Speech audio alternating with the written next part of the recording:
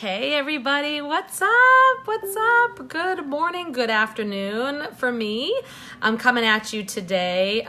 It's actually not an angel card reading right now. We're going to do that tomorrow though.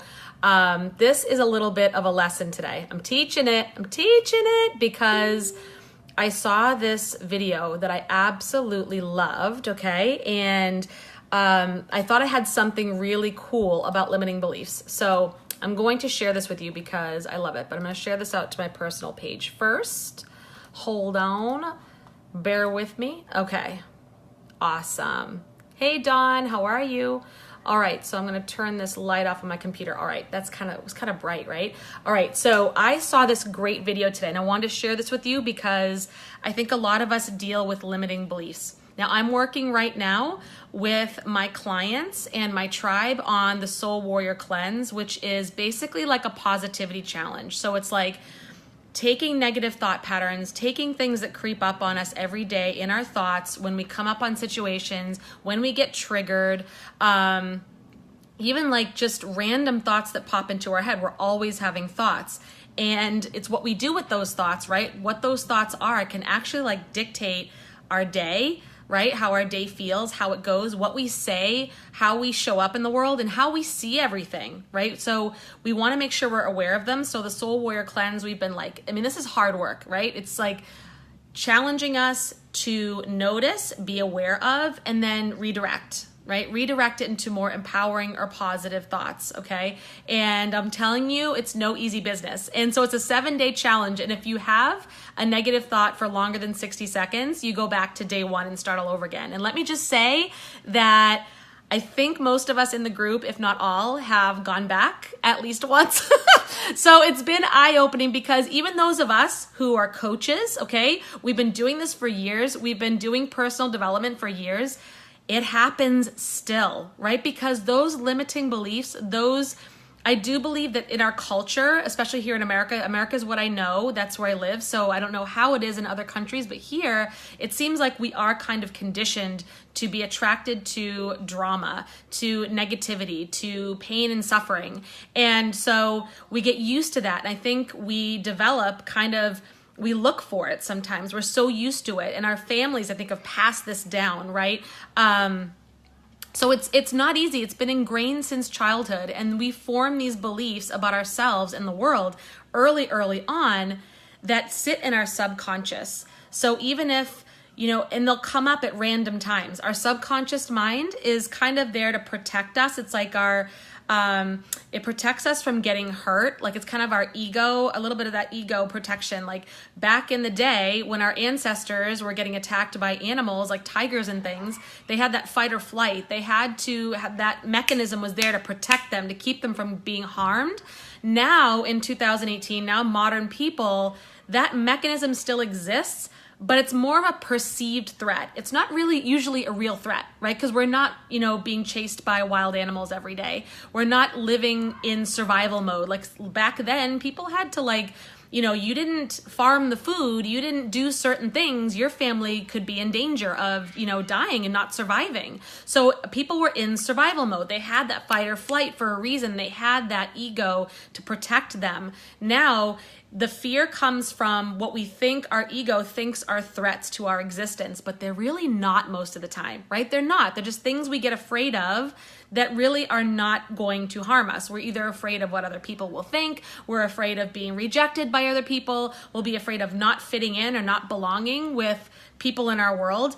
And so these limiting beliefs are there because they are trying to protect us, like quote unquote, but really what it does is it keeps you in a little box. It keeps you in a little safe space. It keeps you playing small.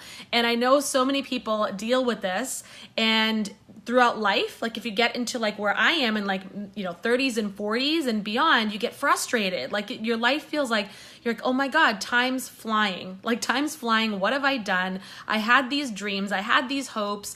I feel like I'm spinning my wheels. I feel like I'm not getting anywhere. I feel like I'm doing everything for everybody else, but I forgot about me somewhere, what I wanted, and all these, so it's just this feeling of like restlessness, right?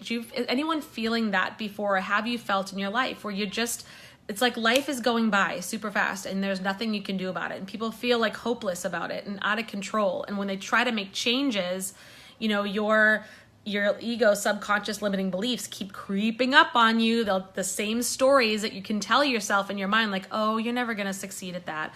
Oh, people try that all the time and they fail. Oh, did you know that most businesses fail within the first 5 years?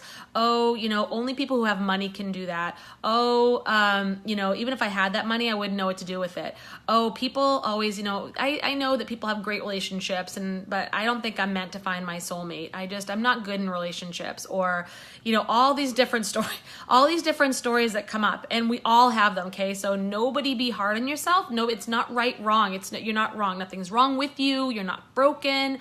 It's just they're so deep in there. So today I'm going to tell you about how to kind of tell it to F off. Okay, and I'm not going to you can actually literally say tell it to F off, right? But in the beginning, I want you to kind of do these simple steps to really call out, to discover your limiting beliefs. People ask me, I don't even know what my limiting beliefs are. How do I figure that out? How do I know what they are? Sometimes they are so subconscious, we don't even know.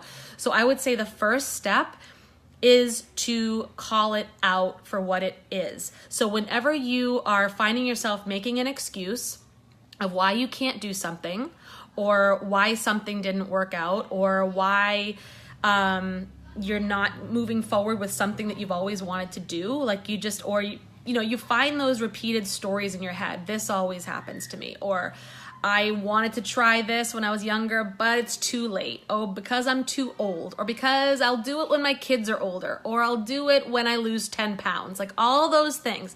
Okay. So call a limiting belief out for what it is, right? Or I'm not a good mom, right? I wish I was a better mom. I'm a crappy mom. I'm a crappy wife, all these things. Take that, whatever that is that's stopping you from moving forward, or from being happy, or from thinking happy thoughts, from having a better life, from really enjoying your life, okay? Take it for what it is. Take that sentence, take that thought, and call it out for what it is. Number one, which is a story. It's only a story, okay? All limiting beliefs are a story that we've created in our minds, okay? And number two, ask whether or not, is this fact or fiction? Is it a story? Is it a factual, or is it fiction? So meaning, if you had somebody who was sitting in front of you and they were completely neutral, okay? They were a third party, someone who didn't know you, that's not your family, you didn't know them, they had no emotion in the situation, didn't know you at all, and you told them this fact, this story about yourself, or this story about, oh, I can't start a business because all businesses fail within the first 5 years. I can't do it. Would that person verify that, yep, that's true? Is that absolutely true? And sometimes even writing down the statement during number one, when you're calling it out, say it out loud and write it down and see how it makes you feel. I guarantee probably right in the beginning, you're gonna be like, that's kind of sketchy. I don't know if that's really true or not. That sounds kind of outlandish, or, you're not gonna feel great about it. You're gonna start to unravel it, because it's not going to feel like it's true, and yes, you're going to feel doubt. So then ask if a third party neutral was looking at it or hearing what you're saying, whether it was about you or about a situation, would they say that was true? Just looking at the facts of the situation. Is this true? Most of the time you're going to find out, no, you're not a crappy parent, you're not a crappy spouse, you're not a mean person, you're not a complete failure, you're not stupid, you can start a business. It's not true that all businesses don't fail within 5 years, right? Or it's not impossible for you to lose weight or get in better shape, whatever it is, okay? So, and then ask yourself this third thing, is this story empowering or disempowering? And most of the time, limiting beliefs, that's how you'll know it's a limiting belief. They're always disempowering. So look at that statement that you're thinking, whatever's stopping you, what's the reason why you're not doing something? Or what's that negative thing that you're thinking about yourself? Is it empowering or disempowering? Right, I just said it was negative, so right away it's disempowering, and you'll know it's a limiting belief, not a true story, okay? And then ask yourself, is this getting in the way of my life? Is this story, is this fact that I'm telling myself, is this getting in the way of my life? And what becomes possible if I let it go? What becomes possible if I let this go? What new possibilities open up for me? What could be true if this opened up and that didn't even occur to me anymore? Then what happens? What could be possible? And then the last thing though, see, this is the most important one, because once you decide, how is this holding me back? What has this been holding me back from feeling in my life? Happiness, joy? Has it been making me feel less productive, less loving, less caring? And what is possible if I let this go? Do I open the possibility for newer and better love? Do I open the possibility for joy? Do I open the possibility for opportunities? Okay, once you realize that, here's the key thing though, is the last one is, who do I have to be in order to make that shift? Who do I have to be in order to be that person who has a soulmate relationship? Who do I have to be in order to be the person who feels like they have vibrant health? Who do I have to be in order to be the person who has a 6 or a 7-figure business, if that's what you want? Who do I have to be in order to be a mom or a parent that is nourishing and connected with her children or his children, right? Who do I have to be? And then from there, you have your action steps. Who do you have to be? That's the tough work now. To make that shift, you know what you have to do, what actions you take in order to get to where you want.